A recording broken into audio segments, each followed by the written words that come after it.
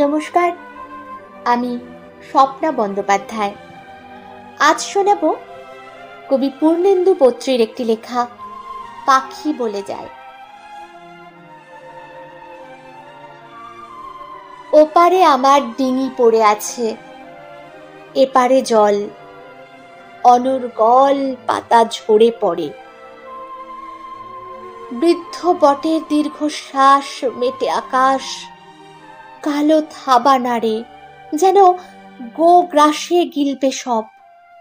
হরবাচিন পাখি বলে যায়, আজ দুর্যোগ ক্ষমতাসীন।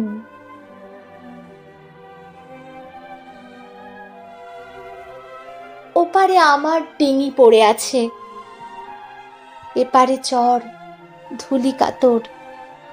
পথের ধারে দুঃখিত বোন, ঝাপসা চোখ, ভীষণ শোক। যেভাবে কাঁদায় সেইভাবে নামে নির্বিকার মেঘলা দিন। পাখি বলে যায়, আজ দুর্যোগ ক্ষমতাসীন।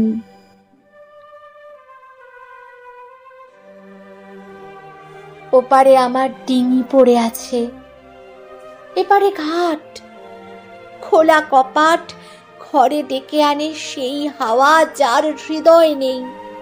চারদিকেই মনে হয় যেন মরণাপন্ন কারো অসুখ, চেতনাহীন।